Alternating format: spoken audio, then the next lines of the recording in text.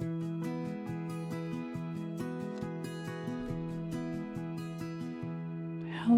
and welcome, fellow griever. Welcome to the October 2025 Daily Nugget Series. And as I promised a month ago when we did this month the prompts are going to be, these episodes will be just a little bit longer, probably around 5 minutes, so not too intrusive, but just a little bit more meaty, because after a loud September full of suicide awareness and prevention campaigns, we're going to shift into a little bit quieter work.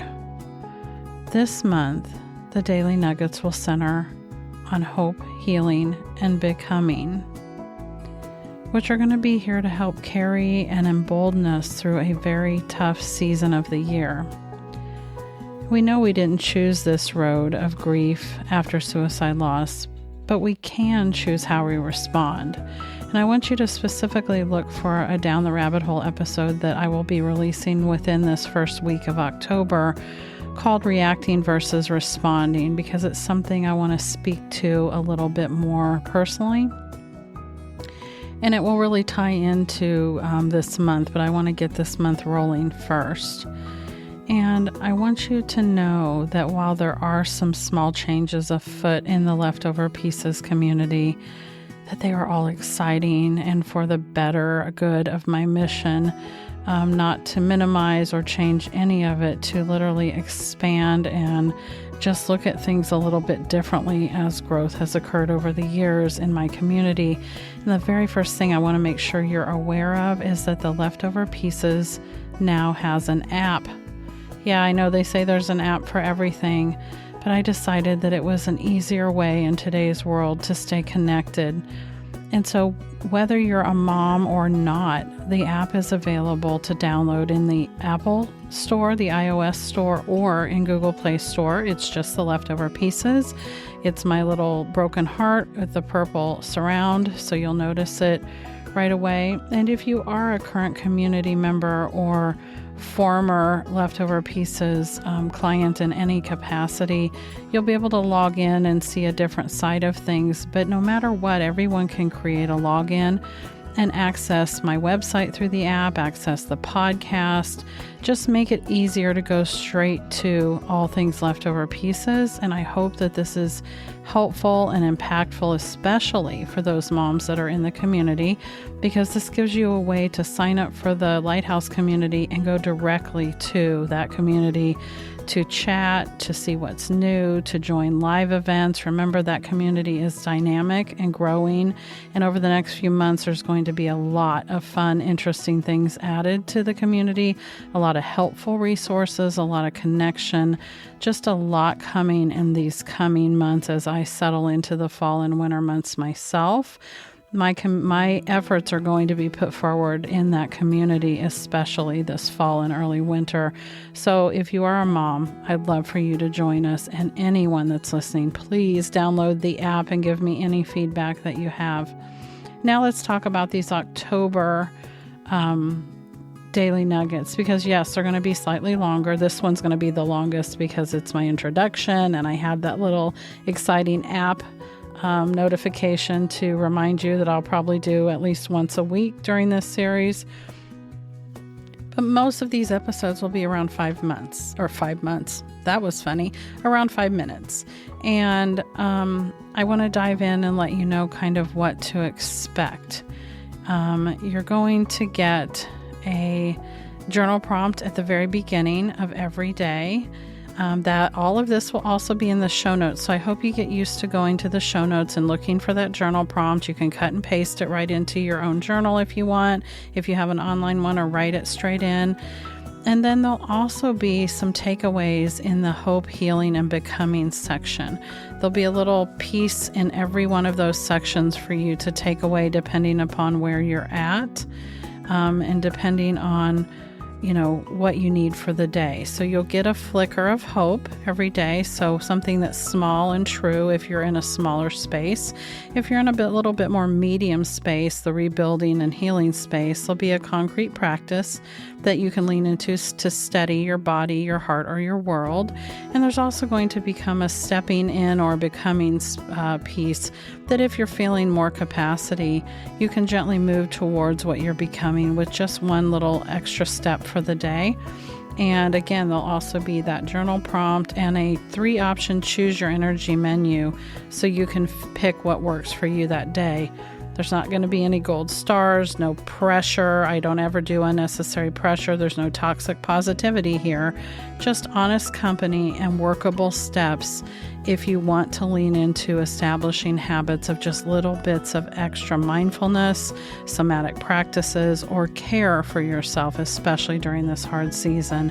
And just a gentle nudge and reminder that if we work through things like this in a regular way, like every day, it gets easier and it gets better, and we get better at caring for ourselves and better at leaning towards enjoyment and bringing things forward into our future as we rebuild. So today, for October 1st, I want to address why the hollow isn't empty as far as I'm concerned. To me, the hollow doesn't mean lack of something, it means space. So today's journal prompt for you would be today's flicker of hope was just one flicker. That's all you have to write about. And like I said, the hollow for me isn't empty. It's a space that gets carved during grief. It's a space that comes in after the casseroles have faded and the check-ins are less from our friends and family. But it's not nothingness. It's space. It's quiet enough to hear your own breath. Hope belongs here because you're still here. It's not meant to be a floodlight. It's meant to be a little cupped light in your hand, like a small tea light. Let one thing count for today, and that's enough. So if you're a little bit more in the healing space today, here's a reminder. 90 seconds can help lower an activation that we have. So remember, we don't have to be activated to deserve care. But when our body spikes, we can go in to care for it in a small way. Here's a couple of things you could consider. You can name and notice. And that's a practice of saying, right now I feel, and I'll give you an example. Right now I feel restless. And just take a deep breath.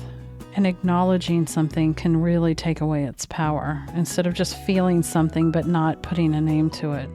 You can also consider the 4-count breath, which allows you to breathe in for 4, hold it for 4, and then breathe out for 6 to 8. So in other words, breathe out about twice as long. And then I want you to repeat this 5 to 6 times. I actually do this a lot. And when I just stop and take the minute or two it takes to do this, actually it's about a minute, it makes all the difference in resetting my nervous system. So in for 4, hold for 4, out for 6 to 8, and repeat that 6 times. And then there's the one small brick thing that we can do. It only takes about 15 seconds, where you can just take one little thing, a sip of water. You can go over and crack your window. You can text, "I'm here" to somebody or yourself.